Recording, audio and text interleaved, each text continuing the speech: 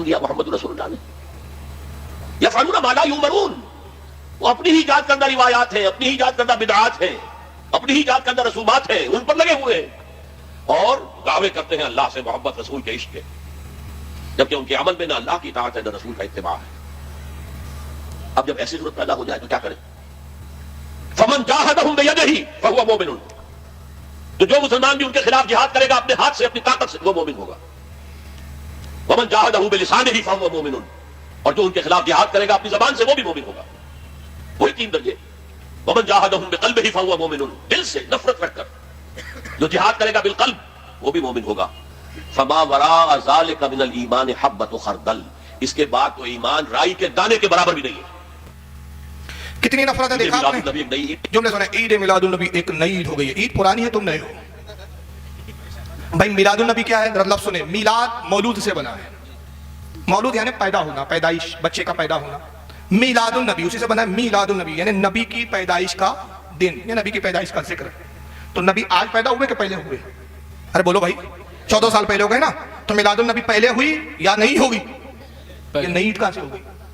پھر کہتے ہیں کہ اللہ کے رسول نے اس کا حکم دیا. ایک ایک جملے پہ ذرا پوسٹ مارٹم کرتے چلیں گے کہ اللہ کے رسول نے حکم دیا.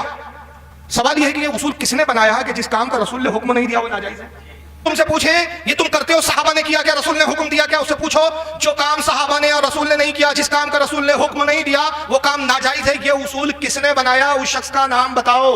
جی کون امام ہے، کون سا عالم ہے، کون سا بزرگ ہے، کس نے یہ اصول بنایا؟ اس کا نام بتاؤ کہ جو کام نبی نے نہیں کیا، جس کام کا نبی نے حکم نہیں دیا. یاد رکھیے نبی کا حکم نہ دینا ناجائز، کہ اصول شرع یہ ہے کہ جس کام کا نبی نے حکم نہیں دیا یا جس کام کے بارے میں نبی کا کوئی حکم نہ ہو وہ ناجائز ہے. یہ نہیں ہے، ناجائز کے لیے ممانعت کی دلیل چاہیے. بے شک بے شک. ورنہ میں کچھ مثالیں دیتا ہوں. نبی نے قرآن کو کتابی شکل میں جمع کرنے کا حکم نہیں دیا، مگر یہ جمع کس نے کیا؟ سب سے پہلے ابو بکر صدیق نے. اور ایک زمانے تھا وہ کشمکش کا شکار رہے، حضرت عمر کہتے رہے قرآن کو جمع کر دیجئے، قرآن کو جمع کر دیجئے، اس کے حافظ انتقال کر رہے ہیں، شہید ہو رہے ہیں، جنگوں میں جاتے ہیں، جہادوں میں شہید ہو رہے ہیں. ایسا نہ ہو کہ جتنے حافظ قرآن ختم ہو جائے امت تک قرآن پھر پہنچے گا نہیں، قرآن ختم ہوگا. تو حضرت ابو بکر یہی کہتے رہے، صحیح بخاری میں موجود ہے، میں وہ کام کیسے کروں جس کام کو رسول نے کیا نہیں؟ وہی کشمکش کے نبی نے حکم دیا نہیں، مگر صحابہ نے جب اصرار کیا اور بتایا کہ بھائی نبی نے نہیں بولا، نبی نے کیا نہیں، اس کا مطلب ابو بکر یہ تھوڑی ہے کہ ناجائز ہے. تو ابو بکر پھر مان گئے اور جمع کیا. اور ابو بکر صدیق خود کہتے ہیں، ان کی روایت خود آتی ہے صحیح بخاری میں، کہتے ہیں کہ عمر بار بار اصرار کرتے رہے، یہاں تک کہ پھر اللہ نے میرے دل میں اور بات ڈال دی کہ قرآن کو کتابی شکل میں جمع کر دیا جائے. سبحان اللہ سبحان. اور جب قرآن کتابی شکل میں جمع ہوا لایا گیا تو ابو بکر صدیق نے کیا کہا تھا؟ فرمایا یہ بڑی اچھی بدعت ہے. ھذا نعم البدع، یہ بدعت تو ہے لیکن کیسی ہے؟ اچھی ہے، نعمت والی بدعت ہے. پتہ چلا بدعت 2 طرح کی ہوتی ہے، ایک بری اور ایک اچھی. حضور نے حکم نہیں دیا مگر ابو بکر نے کیا. اور آگے آئے، اللہ کے نبی صلی اللہ علیہ وسلم نے 2 یا 3 روز تراویح کی نماز پڑھائی جماعت سے، پھر آپ نے ترک کر دیا. ایک حدیث کہیں نہیں ملیں گی آپ کو، میں چیلنج کرتا ہوں کوئی ایک حدیث مائیکل آل دکھا دے کہ حضور نے کہا لوگوں میرے بعد تم تراویح کی جماعت قائم کر لینا. نہیں، بلکہ اس کے برعکس حضور کیا کہتے ہیں؟ جب صحابہ نے کہا اللہ کے نبی ہمیں جماعت سے تراویح کی نماز پڑھائے، آپ نے فرمایا 2 دن میں نے پڑھائی یا 3 دن پڑھائی، مجھے اندیشہ ہے کہ اگر میں پھر پڑھاؤں تو کہیں تم پر فرض نہ ہو جائے اور تم اس کو پھر ادا کرنے میں کوتاہی کرو گے تو تم بہت بڑے گناہ کا ارتکاب کرو گے، بڑے گناہ گار ہو جاؤ گے. کس نے تراویح کی جماعت قائم کی؟ بولو بھائی. حضرت عمر فاروق نے، حضور کے وصال کے تقریباً 2.5 سال 3 سال کے بعد. حضرت عمر کو یہ اصول نہیں معلوم تھا کہ اللہ کے نبی نے حکم نہیں دیا، میں وہ کام کیوں کروں؟ اور پھر تراویح کی جماعت قائم ہی نہیں کی بلکہ اس کو واجب قرار دے دیا صاحب.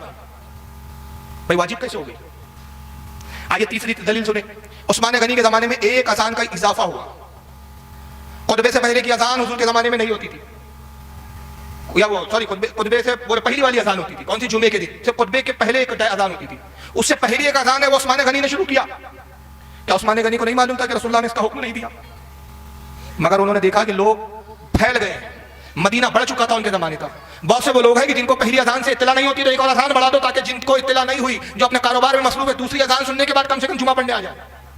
دوسری اذان کا اضافہ کیا. امیر معاویہ نے اپنے زمانے میں مسجد نبوی میں محراب تعمیر کیا، رسول کے زمانے میں محراب نہیں تھا. محراب کی رسم کس نے نکالی معلوم ہے آپ کو؟ حضرت امیر معاویہ نے. اور ایک اور بڑی عشق کی بات بتاؤں میں آپ کو، یار بات آ گئی محراب پر. عمر بن عبدالعزیز پہلے مجدد ہے، صحابی نہیں ہے، تابعی بھی نہیں ہے، تابعی ہے. حضرت عمر بن عبدالعزیز رضی اللہ تعالیٰ نے اپنے زمانے میں یا حجاج کے زمانے میں مسجد نبوی کی تعمیر کی اور خوبی خوبصورت بنایا تو انہوں نے محراب کو کیا کیا؟ محراب کو کچھ آگے بڑھا دیا. مطلب میں سمجھا پا رہا ہوں کہ نہیں سمجھ؟ آپ سمجھ رہے نا بات؟ کیا کیا؟ محراب پیچھے تھی اس کو کیا کر دیا؟ آگے بڑھا دیا. کیوں آگے بڑھایا؟ پوچھا گیا ہے کہ عبدالعزیز آپ نے وہ کام کیوں کیا جو صحابہ نے نہیں کیا؟ حضور کے زمانے میں جو مصلی تھا وہ پیچھے چلا گیا اور آپ کے زمانے میں مصلی آگے آ گیا. انہوں نے کہا تم نہیں سمجھو گے، یہ محبت کی بات ہے. वो सहाबा थे जो नबी के मुसल्ले पे खड़े होते थे। आज वैसे लोग नहीं सहाबा की तरह कि नबी की जगह खड़े हो। मैंने मुसल्ला इसलिए आगे कर दिया कि जहां नबी के कदम थे अब हमारे इमाम के वहां सर हो। कहां है अब सर? इमाम का, जहां नबी के कदम।